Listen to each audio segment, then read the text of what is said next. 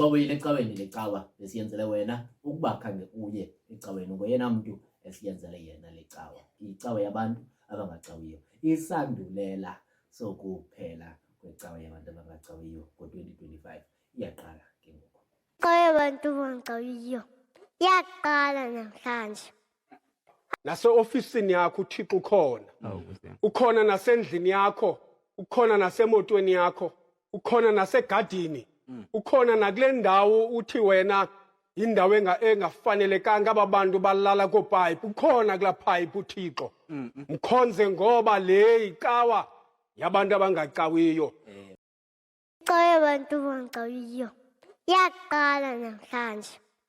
Mkhonze ngoba le icawa yabantu abangacawiyo. Masithabathe ithuba ke siyibulise kumntu wonke osibukeleyo kwiindawo zonke enisibukeleni kuzo bazalwane. Siyibulise kumntu wonke osimameleyo kwiindawo zonke nisimamele nikuzo. Siyanamkela kwesi sanamhlanje isiqendu secawa yabantu abangacawiyo. Igama lam ke ndimsihle Bonani, andihambi ndedwa, ndihamba nalo mkhosi. Qonqo molweni emakhaya. Man, ndithatha ithuba ke ndibulise koomama, oobhuti, nakusisi nakuye wonke ke umntu osibukeleyo ngale njikalanga yanamhlanje. Yesandulela. Ilehlelo umbukeli wethu uKristu. Masithembe ukuthi ke sohlala sonke de kufikelele asa siqendu sethu sokugqibela. Tata ke masithembe into yokuba wonke umntu okhoyo ke namhlanje sele ebachazela abanye abantu into yoba sesiqalile. Masivule ke bawe inkonzo yanamhlanje ngomthandazo. Uba wethu osezulwini, yise wenkosi yethu enguYesu Kristu, ekuhlweni Thixo wethu onamandla, njengesiqhelo ngesuku lwangecawa xa kutshona ilanga, Thixo wethu sisondela phambi kwakho ngokuzithoba. Thixo wethu oyingcwele, njengokuba isisiqhelo Thixo wethu unamandla, asikuqhelanga kona ukuthetha nawe Thixo wethu oyingcwele, ngoba ukuthetha nawe Thixo wethu unamandla asiyonto iqhelekayo, ngoba wena unguThixo ogqibeleleyo. Thina singabantu abangaboni Thixo wethu oyingcwele. Siyakwazi Thixo wethu ukugqibelela kwakho, sibe sikwazi Thixo nokona kwethu. Ngoko Thixo yiloo nto kubakho nokungcangcazela Thixo wethu emazwini nasezintliziyweni zethu xa kufuneke sithethe nawe, ngoba Thixo kuqala kuthethisa kuqala Thixo wethu oyingcwele, sisixelele into yokuba asifanelekanga thina into yokuba singathetha nawe ube wena ugqibelele kanje, sibe thina siphume ecaleni ngale ndlela esiphume ngayo. Thixo wethu onamandla, phambi kwabantu Thixo wethu oyingcwele, siyakwazi ukuma Thixo wethu sime ngathi singabantu abalungileyo, sibe singangathi singabantu abangenasono Thixo wethu oyingcwele. Kodwa phambi kobuso bakho Thixo wethu onamandla, siyazazi noba singaziquma siziqume kangakanani Thixo wethu, umqolo uyawuhlala uphandle Thixo wethu oyingcwele. Yiloo nto ke Thixo sisithi siza phambi kobuso bakho Thixo wethu ngokuzithoba, sikucela sikubongoza ke Thixo into yokuba nakaloku nje Thixo wethu usehlisele indlebe Thixo wethu oyingcwele, usimamele nathi Thixo wethu onamandla. Nangona Thixo wethu sizazi into yokuba usenakho ungasimameli ngenxa yokwenza kwethu. Ngenxa yaloo nto Thixo wethu sibe singenako nokusola, ngoba sizabe sizazi into yokuba isizathu sesiphi Thixo wethu oyingcwele. Kodwa sele kunjalo Thixo wethu, sikwazi wena unguThixo ongumthandi waboni Thixo wethu oyingcwele, unguThixo othanda abantu noba kutheni Thixo wethu oyingcwele. AwungoThixo wezizathu Thixo wethu, awufani nabantu Thixo wethu, ngenxa yokuba ubani uyakwazi ukwenza into ethile, ndimthanda ukogqitha ubani. Kodwa wena Thixo wethu onamandla unguThixo othanda umntu, nokuba sele kuthini. Thixo wethu oyingcwele, usithandile Thixo wethu ekuhambeni kweveki. Thixo wethu onamandla, usithandile kwade kwalapha. Thixo wethu onamandla, wasibonisa inceba yakho Thixo wethu oyingcwele, ingceba esingayifanelanga Thixo wethu oyingcwele. Loo nto ke Thixo sisithi phambi kobuso bakho Thixo wethu oyingcwele, enkosi ngokuba nguThixo wethu nokuqhubekeka unguThixo wethu. Thixo wethu onamandla, Thixo wethu xa sisondela Thixo wethu ekuzisongeni Thixo wethu oyingcwele eziziqendu zale nkonzo Thixo wethu onamandla, ngamanye amaxesha Thixo wethu oyingcwele sithi sele kungavakala amandla kuthi Thixo wethu oyingcwele, simane sizityhala sisiza phambi kwalo mboko Thixo wethu onamandla, sizibone Thixo wethu into yokuba iba khona Thixo umehluko Thixo wethu onamandla, kuba khona ukwehla kwakuthi Thixo wethu emagxeni Thixo wethu oyingcwele kwemithwalo Thixo wethu onamandla. Yiyo loo nto ke Thixo sisithi Thixo wethu oyingcwele, kungenzeka Thixo wethu emveni kokuba sigqithile apha Thixo wethu, kube ngangathi akubonakali into yokuba besisenzani Thixo wethu oyingcwele. Ngoko ke Thixo sisondeza into yokuba sizokubeka imithwalo Thixo wethu yabalandeli bale nkqubo Thixo wethu oyingcwele. Siza Thixo sizokubeka iinkxalabo zonke Thixo wethu, ingakumbi ekupheleni konyaka Thixo wethu namandla, ngoba ukuphela konyaka Thixo wethu oyingcwele kuza nezinto ezininzi kwabanye abantu Thixo wethu namandla, ngoba Thixo abanye bajonga Thixo into yokuba basuke phi kunye nawe Thixo wethu namandla, kodwa abanye Thixo wethu babona into yokuba ezi zinto bebezicela Thixo wethu azikafumaneki ke noko Thixo wethu oyingcwele. Ngoko Thixo wethu abanye abantu bazawubhiyozela ukuphela konyaka, kodwa abanye Thixo wethu abakwazi ukubhiyozela ukuphela konyaka, ngoba Thixo ingangathi akukho nto yenzekileyo Thixo wethu. Kubuhlungu Thixo wethu, kunjalo nje kunzima uguga Thixo wethu oyingcwele, ube ubunethemba into yokuba ingakhona into enokwenzeka Thixo wethu namandla. Kunjalo nje Thixo wethu kunzima ingakumbi kubazali bethu Thixo wethu, xa bezawubukela thina Thixo wethu sikhula Thixo wethu namandla, kungekho nto emane isenzeka Thixo wethu oyingcwele, ngoba ubomi babazali Thixo wethu babuxhoma Thixo into yokuba bazama ukulungiselela inzala yabo Thixo wethu oyingcwele, into yokuba kungafani nendlela abakhule ngayo bona Thixo wethu oyingcwele. Ngoko ke Thixo, ukuba Thixo umameli imithandazo yethu Thixo wethu oyingcwele, kodwa khawumamele imithandazo yabazali bethu Thixo wethu oyingcwele, ngoba kusenokwenzeka thina Thixo wethu oyingcwele sithandazela izinto zakaloku nje Thixo wethu oyingcwele, kodwa abazali Thixo wethu sebethandazela nento yokuba ikhaya lingafi Thixo wethu oyingcwele, bawungabikho bona Thixo wethu onamandla. Ngoko ke Thixo, ukuba Thixo uzuyimamela imithandazo yethu Thixo wethu, sicela umamele yabazali bethu Thixo wethu oyingcwele, ngoba Thixo apha endleleni Thixo wethu sibonile Thixo wethu bentyumpantyumpeka Thixo wethu ezingxakini, ngamanye amathuba Thixo wethu bengena ematyaleni ngenxa yokuba befuna ukuncedisana nathi Thixo wethu oyingcwele. Ngoko ke Thixo, xa amaphupho ethu engafezeki kuthi Thixo wethu oyingcwele, sicela into yokuba ufezekise amaphupho abo Thixo wethu oyingcwele, ukuze kuthi Thixo wethu nokuba thina senza into esingangathi asiyifuni, kodwa Thixo emzalini obemane ezama Thixo wethu abone into yokuba ingangathi likho ihlumelo Thixo wethu oyingcwele, ngoba Thixo ingangathi ndingaqiniseka Thixo wethu into yokuba kunzima into yokuba kugula umzali, egula esazi engazi into yokuba abantwana bakhe bawuphuma babheke phi Thixo wethu oyingcwele. Kunzima Thixo into yokuba kugula umzali Thixo wethu esazi into yokuba akekho omnye umuntu ozawuphuma ayokucela isonka Thixo wethu oyingcwele, ngoba ebehleli nguye kakade Thixo wethu oyingcwele, ukwazi ukubopha amaxonya Thixo wethu oyingcwele, enza amacebo into yokuba ekhayeni kulale kutyiwe Thixo wethu oyingcwele. Ngoko ke Thixo yiloo nto simane sisithi Thixo ukuba Thixo awukwazi ukusiphendula thina ngalo mzuzu Thixo wethu owethu umthandazo ngoku Thixo wethu, ingakumbi xa kuphela unyaka Thixo wethu, yanga Thixo ungaphendula imithandazo yabo Thixo abasizalayo thina Thixo wethu oyingcwele. Ngoba Thixo nathi njengoba sibukele Thixo wethu siyayazi imithandazo, kunjalo nje ngamanye amaxesha side sive Thixo wethu isitsho ebusuku Thixo wethu singavuswanga nokuvuswa Thixo wethu oyingcwele, kodwa sive into yokuba kuthandazelwa thina Thixo wethu nokuphuma endleleni kwethu Thixo wethu oyingcwele. Ngoko ke Thixo mhlawumbi thina sisenalo ixesha lokuphila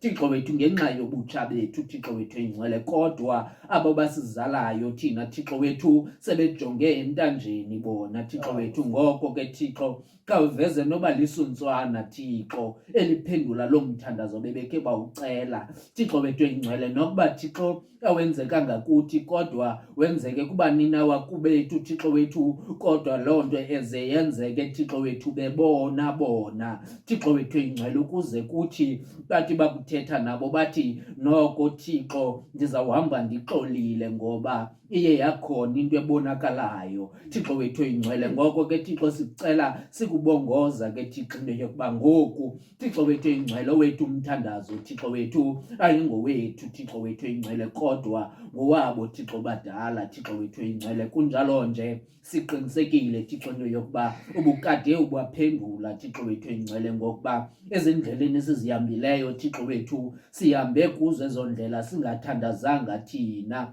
Thixo wethu oyingcwele, kodwa emveni kwethu Thixo wethu izingqi Thixo zavakala into yokuba ingangathi ukhona umthandazo ondiceleleyo into yokuba ze ndihambe ndibuye, kunjalo nje ndibuye ndisaphila Thixo wethu oyingcwele. Ngoko ke Thixo ukuba usigcinile kaloku nje siyazi Thixo into yokuba bumane uphendula Thixo into yokuba asikhuseleke ezindleleni esizihambayo Thixo wethu oyingcwele. Kodwa ke Thixo simane sisithi gqolo Thixo into yokuba uzungayeki ke Thixo uzama ukuphendula lo mithandazo Thixo wethu, ngokuba Thixo wethu ukuphila kwethu nathi Thixo wethu siza kubona kubo. Kunjalo nje Thixo wethu sizawumane sisithi into yokuba likule ndawo nje kungemthandazo katata Thixo wethu, kungomthandazo kamama Thixo wethu oyingcwele, size nathi sikwazi Thixo ukuthandazela yethu inzala Thixo wethu oyingcwele. Ngoba Thixo ukuba mhlawumbi unongaphenduli Thixo abazali bethu, kunganzima into yokuba sithandazela abaninawa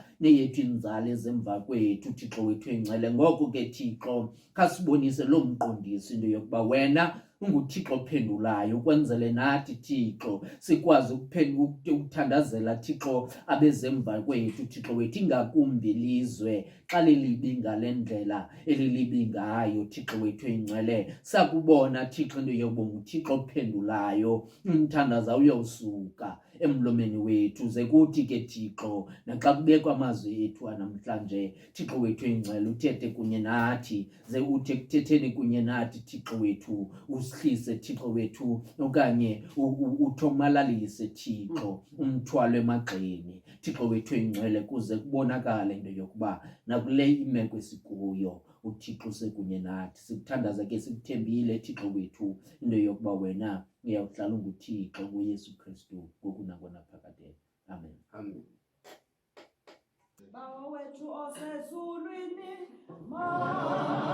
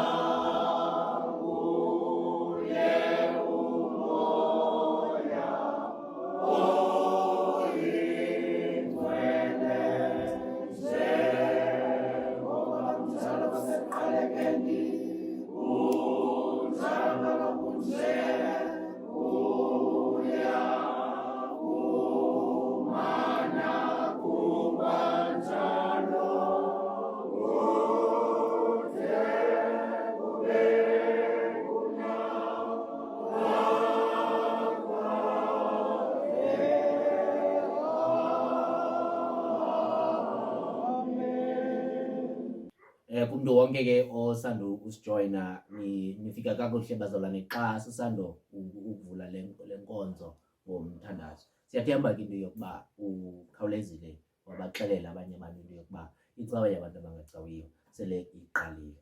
Bazalwane ke phambi kokuba siyisonge le nkqubo for lo nyaka, siyacela ke into yokuba ungavalelwa ngaphandle, uyavalwa ucango bazalwane. Sinabantu ke noko abakunye nathi ngaphakathi. Siyacela ke into yokuba nawe ke obukeleyo ukuba ukamcofa usubscribe, siyakucela into yokuba ucofe usubscribe ngoba ungenawubukela le nkqubo ube ungenamdla wokuyibukela. Siyathemba ke into yokuba sele umcofile usubscribe. Sibulele ke nakanjalo into yokuba ucofe usubscribe. Ngumnikelo onokuwenza lowo kwicawa yabantu abangacawiyo. Uze uthi ke uqhubeke ungasubscribe kuphela, ucofe ulike. Uba susubscribile ucofe ulike, ungaphinde ucofe usubscribe ngoba kusenokwenzeka into yokuba uphinde usuke simane sithi ayi besinyuka kodwa ngoku sehlile. Kodwa ke ucofe ulike, ungalibali ke nokucofa elaqhosha likashare ukwenzele abanye abantu awucingayo into yoba bangayibona le nto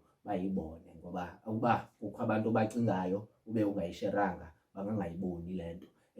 Siyabulela kakhulu ke bazalwane. Icawa yabantu abangacawiyo uzumane baxelele into yokuba iqala ngentsimbi yesihlanu ngecawa rhoqo.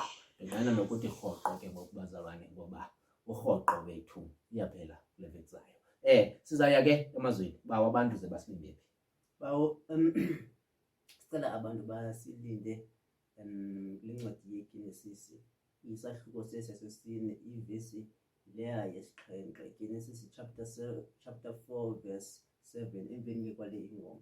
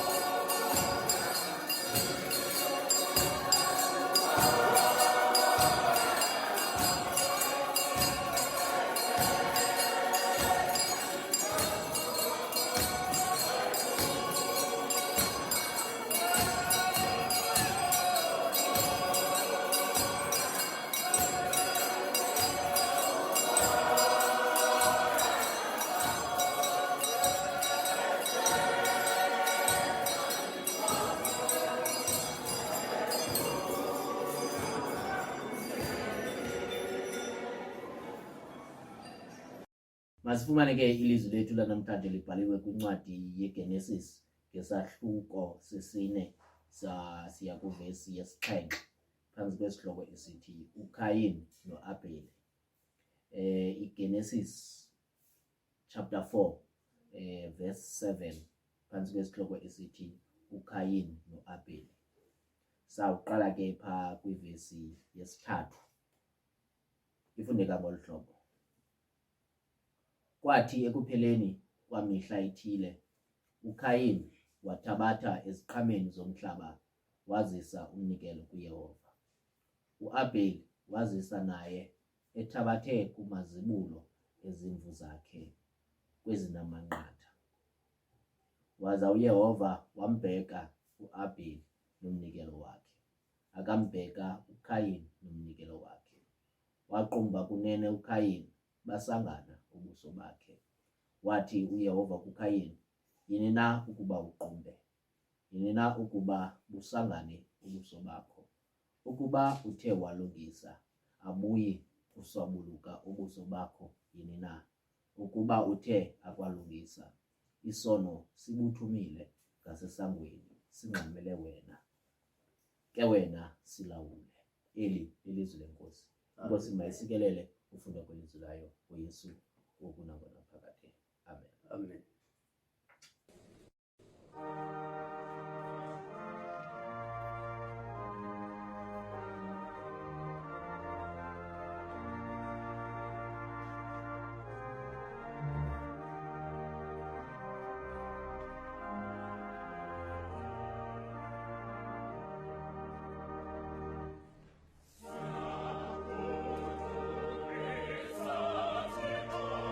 Siamo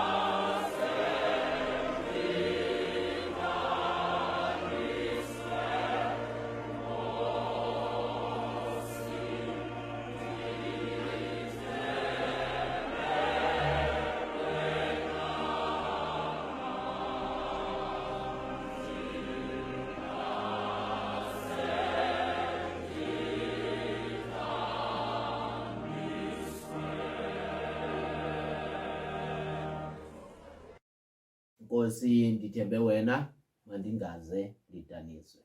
Bawo, siza kuwe ke ngoku bawo. Bawo, ndiyaphinda ndiyabulisa mani komama otata ubhuti nakosisi ntanga ndili nakuye wonke ke umntu osibukeleyo namhlanje nosimameleyo kwiindawo abasibukele besimamele bekuzo ngelihle lomvukeli wethu uKristu. Lena ke iseyicawe yabantu abangacawiyo.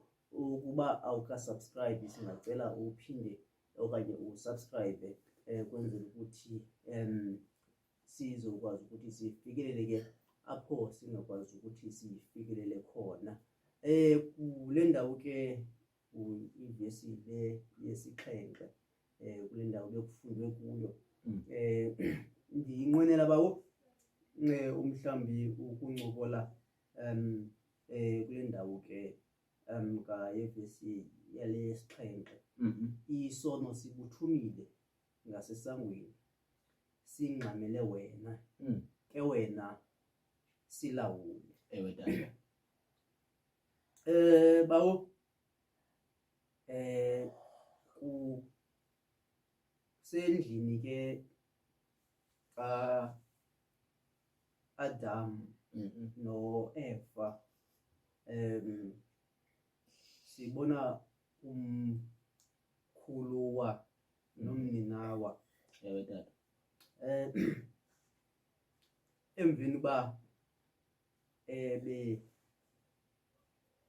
bezise umnikelo phambi kukaThixo. Omnye ke uzisa lento akwazi ukuyizisa.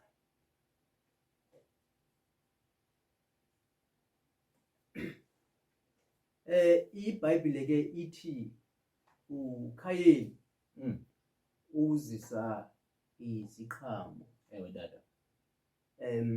Omnye ke azise imfuyo phambi koThixo. iBhayibhile ke lemfuyo yazama ukuyicacisa ithi yayityebile. Ewe tata. Iziqhamo ke ezi zona azichazwa ukuba zazinjani na isimo sazo. Umhlawumbi lento ke abantu bekekelela kule nto ethi isizathu sokuba uThixo angasihoyi okanye angawuhoyi umnikelo womnye kuba wazisa izinto mhlawumbi angazixabisanga. Ewe tata. Kodwa iBhayibhile ayitsho okanye ayisichazi okanye ithule kwisizathu sokungamkelwa umnikelo kaKhayini. Kodwa kuyacaca ukuba kunjalo nje Thixo zange awunaze umnikelo walo mzalwane and wayazi ukuthi uThixo akawunazanga umnikelo wami. Uthi ke xa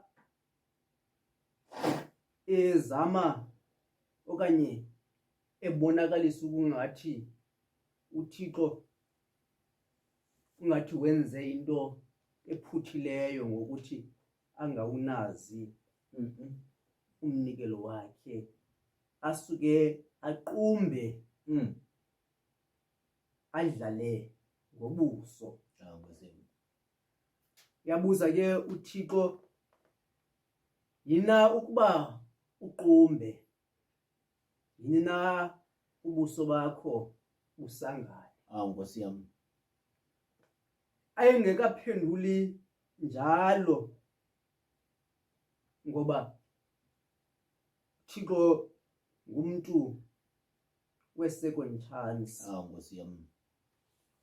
Ukuba uthe walungisa abuyi bubuye butshintshe ubuso bakho bucombuluke kule nto ubuyiyo.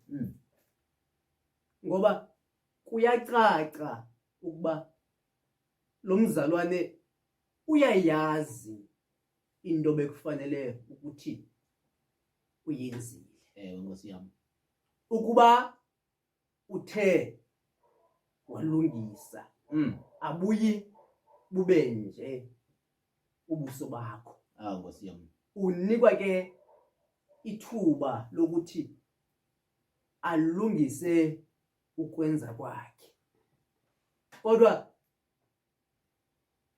kuba lento isenhlizweni yakhe nasengqondweni yakhe Nkosi yami. seyigqibile ukuthi kufanele ukuthi kube lehlobo. Athi ke ngoku xa emnika i-option ezimbini ukuba ulungisile Nkosi yami. kuzawukwenzeka oku. Ukuba awulungisanga kuzawukwenzeka oku. Ithi ke kodwa ukuba awulungisanga isono sibuthumile. Kodwa ndithanda le ndawo ke ngoku ithi ke wena tata. silawule. Ngoba amandla okulawula isono Tata. asemntwini. Amandla okulawula Nkosi yami. ububi obohlela umuntu ukuthi asilawule isono. Nkosi yami. AmaNgesi ke anayo lento ayithethayo athi yonke i-action esiyenzayo Tata. ine-consequences zayo. Tata. Yonke into umuntu ayenzayo inemiphumelo yayo. Tata. Siqhamo eso ke usihlwayelayo uzokuvuna sona. Soze uvune okanye utyala ibhatanathi uyokuvuna iapile. Tata. Kodwa loo nto uyihlwayeleyo uyakuvuna yona. Bantwana bahle, into endizama ke mhlambi ukusondela kuyo ndizowujika. Nkosi yami. Ngoku sibona ukuvukelana phakathi komninawa nomkhuluwa. Tata. Sibona ukuvukelana phakathi koThixo nomuntu. Bantwana bahle bedinga ngenxa yokuthi lo mzalwane akakwazanga ukulawula isono. Baba. Akanye akakwazanga ukulawula ukwenza kwakhe. Bantwana bahle bedinga ezinye izinto umhlawumbi esingena kuzo nokuba siyaqonda nokuba asiqondi. Bantwana bahle kodwa besinayo ngaphambili ichoice yokuthi bantwana bahle senze ngehlobo oluthile kunolu besenze ngalo. Ukuba umhlawumbi kufuneka ubheke ngapha bantwana bahle wena wasuka wabheka kwelinye icala. Ichoice ke leyo ozikhethele yona. Ukuba umhlawumbi ichoice yakho wena ubuthi abanye abantwana befunda wena usuke ungafundi, yichoice yakho leyo. Bantwana bahle bedinga kodwa yonke lonto unayo indlela yokuthi uyilawule lonto Nkosi yami. bantwana bahle bedinga sinayo lento umhlambi yokublame abanye abantu ngezinto esizenzileyo sinayo lento umhlambi yokuthatha uxanduva silibeke phezu kwabanye abantu Nkosi bantwana yami. bahle bedinga kodwa namhlanje sixelela ukuthi isono esi sibuthumile ngasemnyango bantwana bahle bedinga eyona nto esinokwazi ukuthi sisinqobe kukuthi sisilawula ke bantwana bahle bedinga singekafiki kuso emnyango okanye singekafiki kuso egeyithini bantwana bahle bedinga okanye singekahlangani naso bantwana bahle bedinga izigqibo esizithathayo thina singabantu phambi kokubana sihlangane nesono siso esisinika amandla ukuthi sisilawule isono sethu bantwana bahle bedinga umhlambi izinto esiganqeleke kuzo ezisithathe zasibetha sawa ngophotho phaya bantwana bahle bedinga ezisithathileyo bantwana bahle bedinga sangene ezingxakini ezisithathileyo umhlambi zawisa ukholo lethu bantwana bahle bedinga ngoba ngoku sizongena kwinyanga kaWayidlokova bantwana bahle bedinga abanye bazalwane bantwana bahle bedinga bathe bekungena kuWayidlokova abaphinda baphuma bantwana bahle bedinga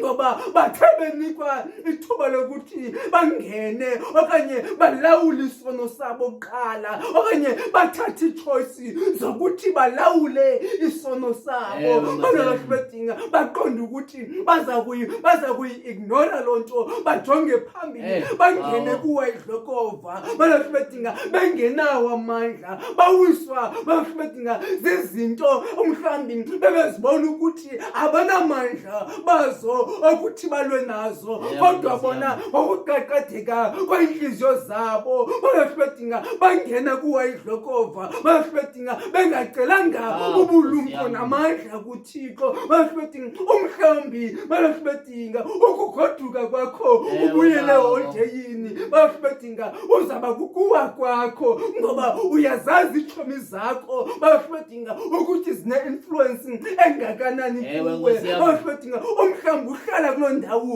uhleli kuyo uthumela imali ekhaya leso sona sigqibo esibalulekileyo kuwe esizokubangela ukuthi isono sakho singakwazi ukulawula ulawule isono sakho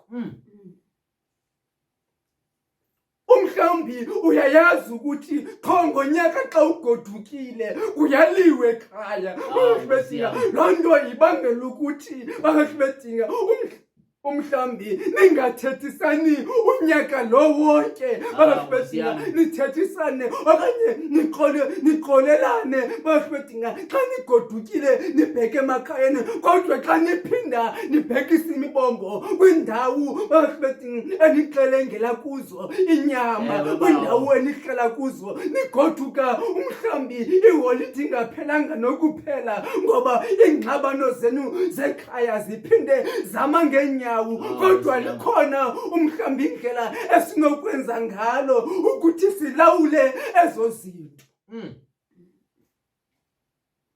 kodwa yonke loo nto ine-choice umuntu okufuneka eyithathile bangahle bedinga uyayazi ukuthi bangahle bedinga zimbini ezindlela lafanele ukuthi kuhanjwa ngazo bangahle bedinga kodwa kufuneka ukhethe eyakho kwenzela ukuthi amandla okuthi ulawule isono sakho uwafumane kule ndlela uzowuthi uzikhethele yona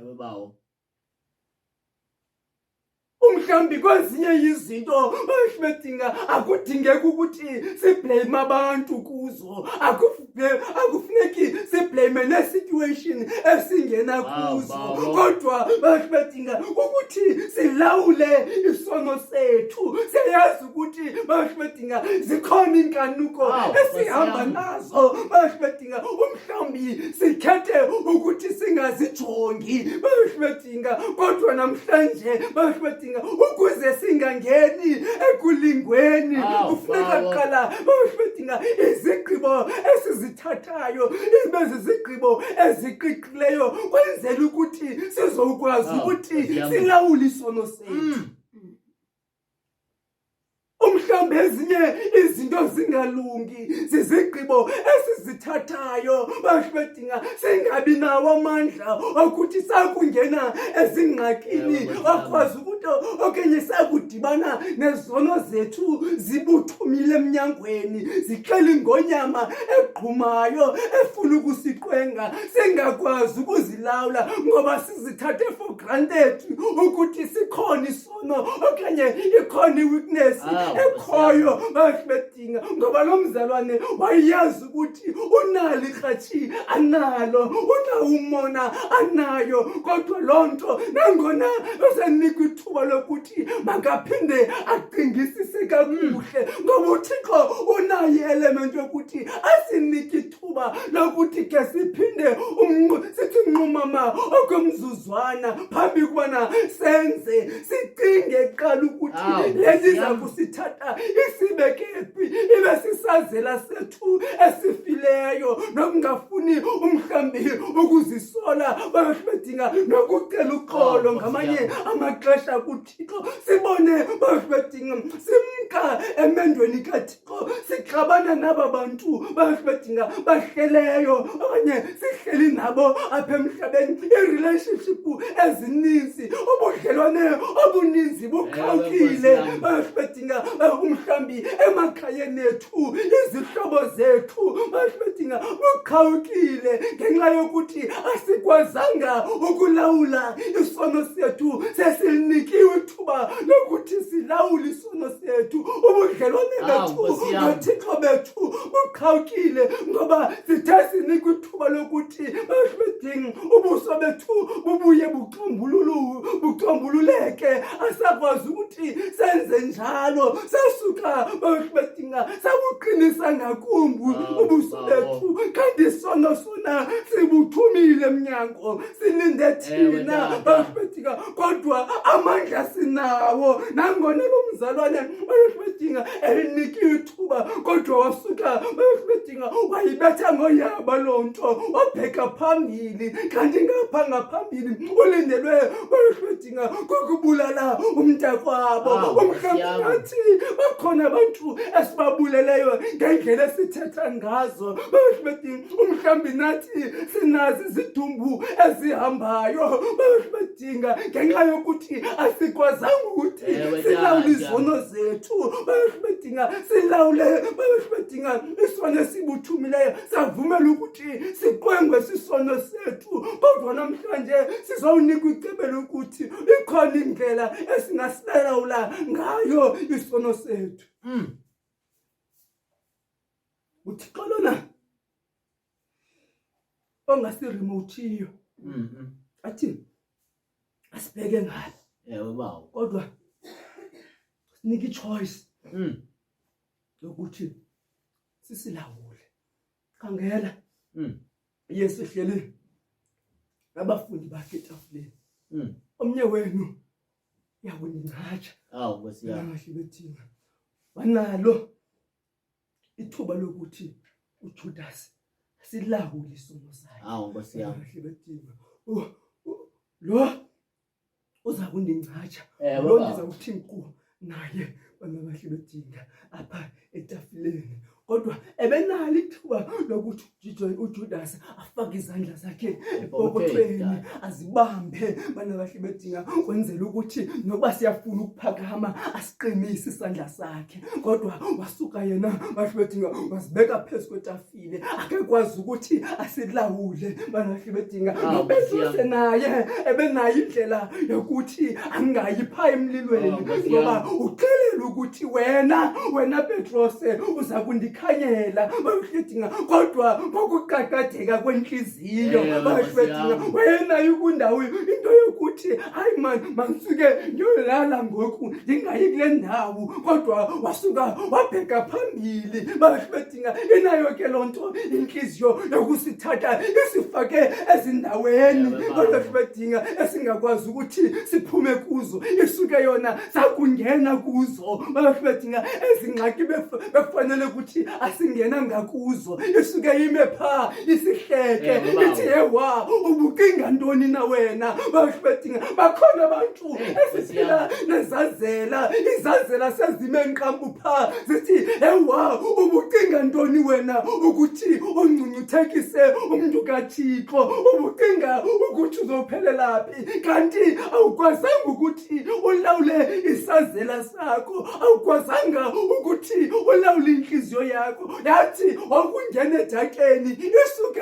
lenhliziyo ikwenze wakule ndawo kuyo ime phakude bedinga umhlambi ikubuze imibuzo uthena ungaqiqi nje uthena ungacingi uthena ukuze wenze hlobo ubungayazi ukuthi awunyola lo muntu esweni unyola uThixo bedinga into zama uyithetha ukuthi bedinga xa singena esonweni bedinga okanye xa singena ebubini ngechoices zethu bedinga sisheka nezazela zethu sisibuza imibuzo engakwazi ukuthi siyiphendule umhlambi ezosuke isenze ngakumbi sizike sibone bedinga singakwazi nokuphuma kodwa uThixo oxolelayo bedinga uhambe amkhumbule lo mzalwane bedinga athi umuntu owenza kakubi kuwe bedinga namntu okwenza kakubi kuye kasixhenxe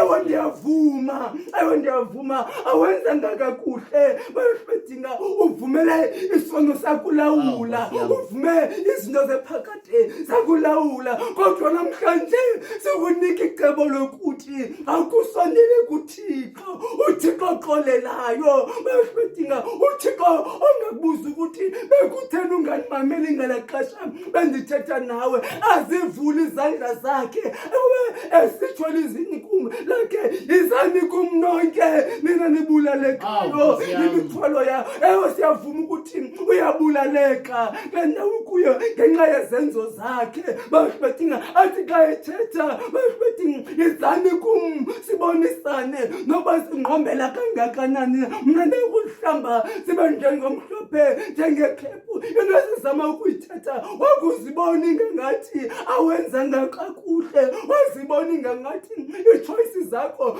bedinga zikwenze wathi gabhe esonweni into esizoyithetha namhlanje yilena ithi bana kawuqhubuyele kuThixo lisekhona ithuba lokuthi azixolele izono zakho uThixo ngabe uthembekile uThixo ukuthi sakuzivuma izono zethu asixolele uThixo unguThixo oxolelayo bazalwane unguThixo bedinga ohlala nathi phansi asixolele uThixo angaphindi abhale okanye angaphindi athi sakubona athi kaloku wena wawenzele into bedinga ngoba uyasazi uThixo ukuthi sibuthathaka ekulawuleni bedinga izono zethu uyayazi uThixo ukuthi inhliziyo zethu bedinga nangona sifuna ukwenza okulungileyo inhliziyo yona isibuke inxaxhe yenze oko kungalunganga kakade mani bazalwane isono sibuthumile bedinga silinde thina ukuthi sisilawule asisikelele uThixo asigcine ngokude besephakadeni amen.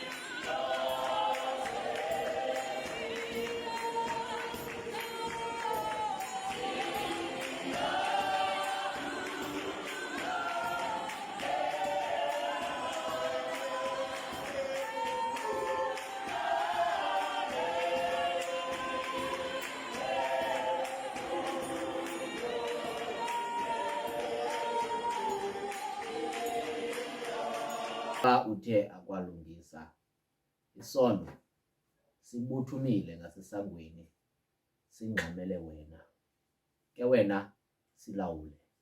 Masiphinde bazalwane sibulise kumntu wonke osibukeleyo, sibulise kumntu wonke osimameleyo, indawo zonke enisibukele nenisimamele nikuzo. Sisekwicawa yabantu abangacawiyo, ningalibali ke ukucofa subscribe umnikelo wethu ke lo. Bawo into eninzi uyithethile ke bawo. Hayi bawo. Okwam ke bawo ukuthi namazwi ayinyani. Hayi bawo. Ugqiba ke sigoduke. Inyani lithethayo. Ukuba uthe akwalungisa isono sibuthumile ngasesangweni singxamele wena, ke wena silawule. Bawo, xa ndifunda le nto bawo ngoku kwam ukuqonda, ingangathi kuthiwa isono sona sizawusoloko siredi. Isono ukuba usinika ithuba sizawungena, ukuba uyasivulela ikroba noba lingakanani sizawungena. Akho kudala bawo phambi koba kuthethwe la mazwi, okanye akho kudala kakhulu phambi koba kuthethwe lo mazwi, sasikhe safumana ithuba isono emveni komyalelo wawubekiwe, into yokuba ningadla kwimithi yonke kodwa kumthi osembindini ze ningadli kuwo. Kodwa isono ingathi kwangela thuba sasibuthumile ngasesangweni. Ingangathi kucacisa into yokuba into engasesangweni ibona yonke imove ekhoyo apha ngaphakathi, ibona konke ukubhatyaza okwenziwa ngabantu abalapha phakathi, kuze kuthi kwakuvela ikroba ikhawuleze ingenelele, ngoba ihleli pha ngasesangweni ijonge eyona ndlela ezawungena ngayo.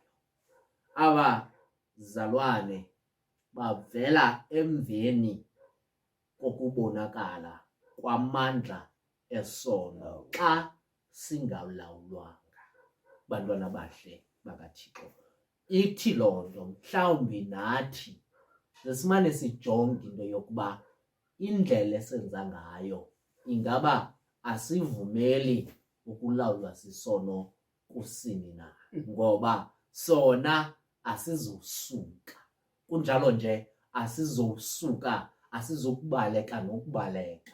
Sele unamandla okanye sele usithi wena ukhonza okanye ukholwa ukogqitha abanye abantu, ude mhlambi ubabale nokubabala, kodwa sona isono sizawuhlala sakhe umkhanyo pha ngasesangweni. Ngoko ithi loo nto eleke kusisa kufuneka umntu amane evuka azixelele okanye athathe isigqibo sokuba namhlanje umsebenzi okanye phezu kwe-to-do list endinayo kukho umsebenzi wokuba isono xa ndisibona sisondela kufuneke mna ndizame into yokuba mandisilawule, ngoba kunzima ba okanye kuyingozi ukulawulwa sisono. Bantwana bahle bakaThixo, okanye kuyingozi ukungasiyeki isono sizibuthumele pha. Sona sizawuba khona kodwa masihlale pha ngasesangweni, singabuthume emagxeni. Bawumngoni mhlawumbi eyona ngxaki kukuba sisithathe pha kulaa ndawo sikuyo sisibeke phezu kwethu. Mhlawumbi kulapho siza kusisinda khona, singakwazi ukuzenzela okanye singakwazi nokucinga ngendlela eyiyo, ngoba sizithathe sasisuse esangweni sasibeke emagxeni. Bantwana bahle bakaThixo, ngoba ingxaki mhlawumbi kaEva kukuba asiyeke isono, sisuke pha esangweni simsondele kuye, alibali into yokuba owona mthetho ebewuxelelwe kukuba kwizinto zonke ozawuzenza uzungayenzi le. Bantwana bahle bakaThixo, ngoba ingangathi ubusithiwa umnguni uThixo uza kuxelela zonke izinto ekumele uzenze noma ungazenzi, kodwa akazuqhubela kweliphi icala. Nguwe ozawuthatha inyawo lakho ubheke kwecala ofuna ubheka kulo. Ingxaki ingangathi umnguni ayikuba thina asisazi isono, kodwa kungafuni ukusilawula isono. Bantwana bahle bakaThixo, ndihleli ndinje, kunjalo nje nasekhaya sendaxolelwa ngenxa yokuba uzama into yokuba mawujustifaye ukungenzi kakho kakuhle. Bantwana bahle bakaThixo, mhlawumbi eyona nto ibangela lo mfo uKhayini kungathathwa okanye angajongwa nowakho umnikelo nguThixo kungenxa yokuba engqondweni yakhe uxolele into yokuba mna ndinekratshi, kunjalo nje yinto endazalwa nayo. Ngoko into endiyisa kuThixo ndiyisa ndihleli nje ndinesikoko, yile nto esithi uThixo lungisa. Uyayazi kunjalo nje umnguni isazela sihlala sikhona sona, yile nto uThixo esithi lungisa. Ukuba uthe walungisa, bantwana bahle bakaThixo, eyona nto ibalulekileyo, ewe mhlawumbi izolo siye sesigubungela isono, kunjalo nje sasiyeka asabuthuma esangweni sasizisa kuthi senze izinto ezinxamnye nomthetho kaThixo, kodwa ukuba uthe walungisa, ukuba uthe walungisa, bantwana bahle bakaThixo, ngoba bazalwane kona isono sona sizawuhlala sikhona. Bantwana bahle bakaThixo, kunjalo nje sizawugqithisa nokugqithiza ekuzameni ukusilawula, kodwa ekwenzeni kwakho kakubi kumele ulungise. Mnguni, kukho abantu abathethelela isono sabo, kukho abantu bathi bemoshe abantu. Bantwana bahle bakaThixo, benze ii-excuses zokuba hayi bekuthe umntu ayeke ukulungisa, kodwa namhlanje ukuba uthe walungisa, kuphela amakhaya mnguni, kuphela amakhaya ngenxa yokuba umntu ude wazibona into yokuba ibinguye owenze kakubi, angafuni uyokulungisa, ayoqala uxolo kumntakwabo. Ukuba uthe walungisa, usithathile mosisigqibo sokuba mawumoshe, usithathile, kunjalo nje wathatha namanyathelo wenza into engeyiyo, kunjalo nje kwafa abantu okanye kwenzakala abantu, kodwa namhlanje kuthiwa ukuba uthe walungisa. Minikelo yabantu ayithathwa ngenxa yokuba umntu usondeza ubuhle bomnikelo, kodwa yena akalungisanga. Akuthiwa Khayini, ngelazi ikratshi lakho into yokuba unalo, ndixolele ubuzise ubunewunewu okanye ubuhle beziqhamo zakho, kodwa ukuba uthe walungisa.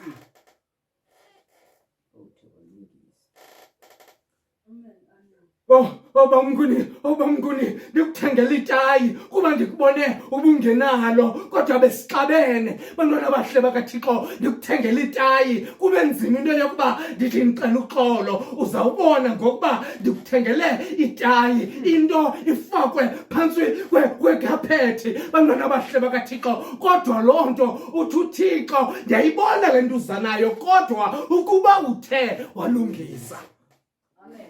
Bazalwane, lungisani. Bazalwane, makuthi xa ubonayo into yokuba awenzanga kakuhle, lungisani, ngoba eyona nto ibalulekileyo kukulungisa.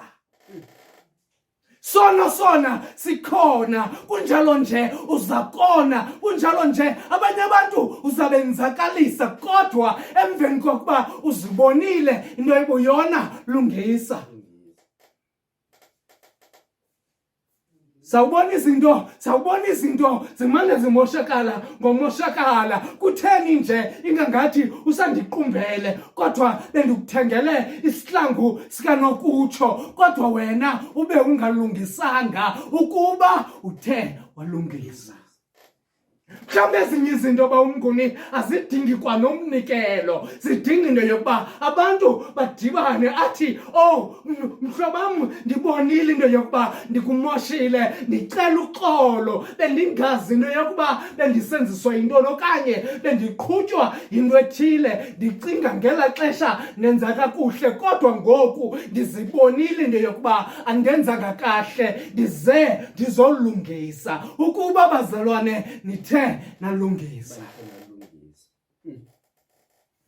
Yona nto ibalulekileyo bazalwane, yona nto ibalulekileyo, ukutyeba kwezimvu eziziswe nguAbheli azinanto yokwenza namanqatha ezanto, kodwa yona nto ibalulekileyo kulungisa phakathi kwakho kwakunye noThixo, okanye kukulungisa phakathi kwakho nabantu bamoshileyo.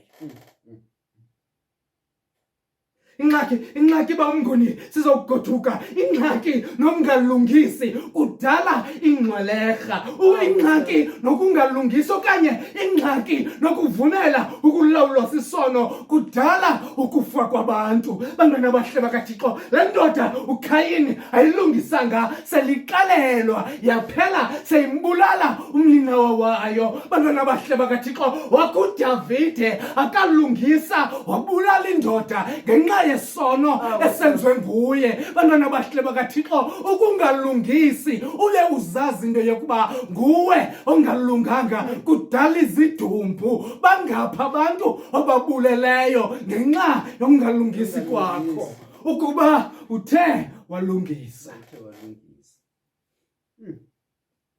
Kwabantu abahlala ezitratweni abangafuni ukugoduka bawumnguni ngenxa yokuba abantu abadala ezindlini bonqena ukuthi zicela uxolo. Bantwana abahle bakaThixo, umntu abezazi into yokuba ndim owamoshayo, ayeke ukusondela athi ndicela uxolo. Babaleke abantwana, limoshakala ikhaya. Bazalwane, namhlanje ukuba uthe walungisa,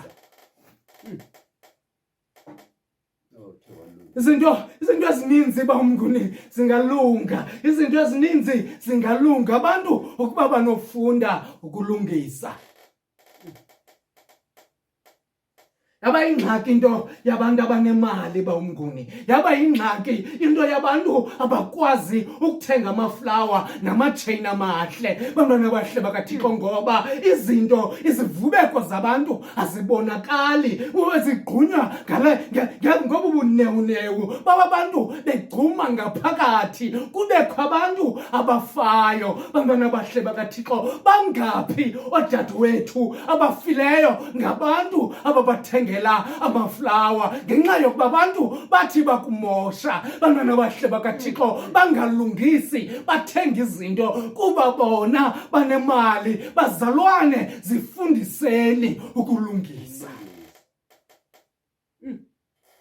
Bamnguni, ngoLesihlanu oku siphuma apho kwinto ebisenziwa ebale izama ukulwisana ne-gender based violence ngenxa yokuba kukho abantu abangalungisiyo. Bantwana bahle bakaThixo, abantu bebenxiba izinto ezimnyama, abanye kwi-social media bebene-profile picture ezipeplu ngenxa yokuba kukho abantu abangalungisiyo. Bazalwane, ukuba uthe walungisa, niyazazi bazalwane izinto enizenzileyo ebantwini, kunjalo nje anidingi nokuxelelwa. UThixo akamxelelanga uKhayini, nawe awudingi ukuxelelwa, uyazazi izinto ozenzileyo ebantwini. Namhlanje sizokukhumbuza ngethuba lokuba uThixo nawe akakakuqumbela uThixo, kodwa ukunika ithuba lokuba ulungise.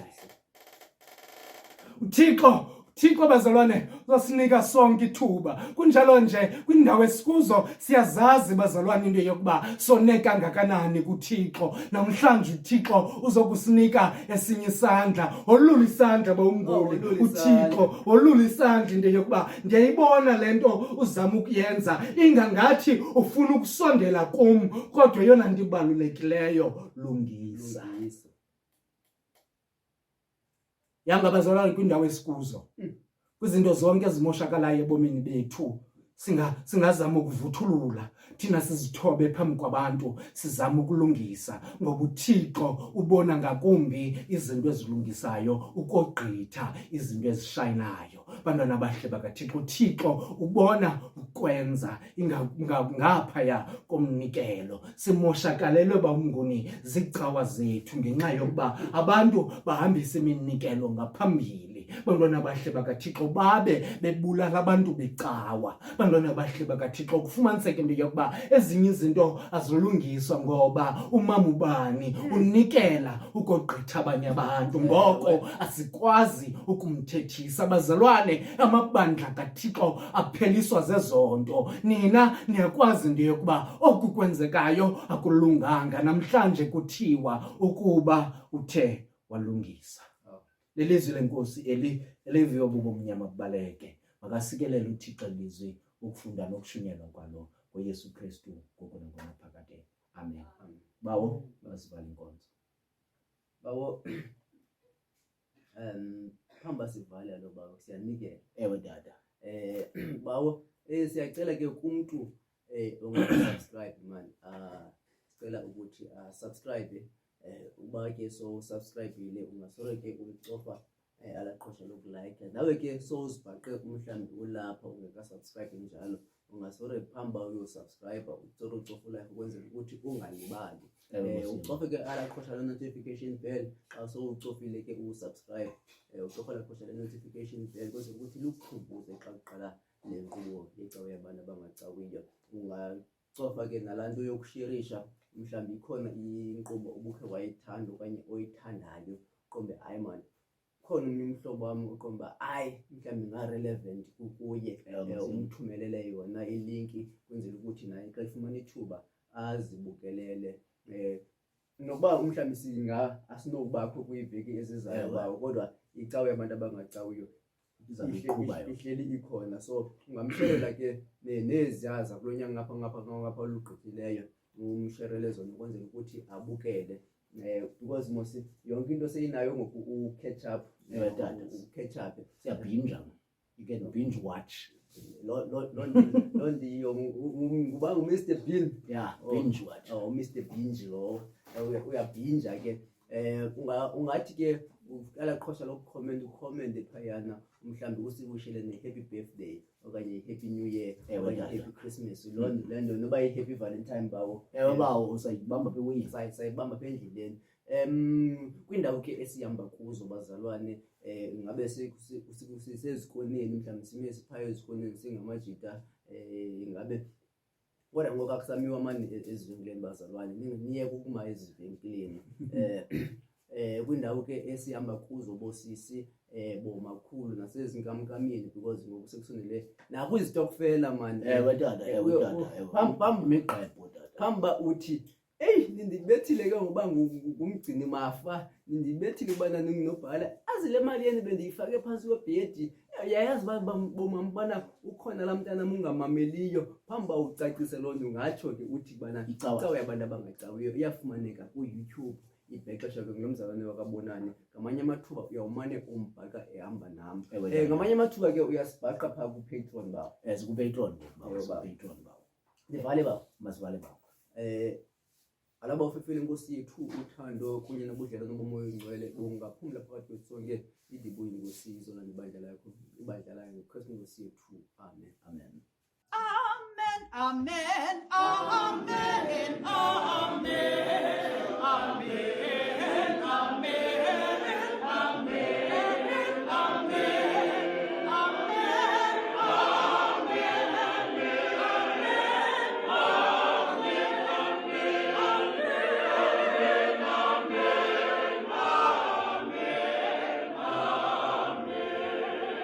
ukuba uyile ecaweni lecawa besiyenzele wena, ukuba khange uye ecaweni unguyena mntu ebesiyenzele yena lecawa, ukuba upha eKapa kwithokwa kunye nokuba ukhiva lecawa besiyenzele wena, ukuba ke ubungumuntu ebekhipha iphepha kule weekend lecawa besiyenzele wena, noba singathandi nje into yoba abantu bakhuphe iphepha, kodwa ke lecawa besiyenzele wena. Kumntu wonke ke oye wasibukela kwade kwaleli thuba siyabulela bazalwane, kumntu wonke oye wasimamela kwade kwaleli thuba siyabulela bazalwane, kwiindawo zonke ebenisibukele nikuzo, kwiindawo zonke ebenisimamele nikuzo. Masiphinde sidibane kule cawa izayo okokugqibela ngentsimbi yesihlanu. Icawa yabantu abangacawiyo ibiqhutywa nguSihle Bonani, engahambi yedwa ehamba noAnele wakwaMnguni. Le yicawa yabantu abangacawiyo. Ningalibali ukuthandaza uThixo othandazekayo. Baba yenu Baba yenu. siyabhinja.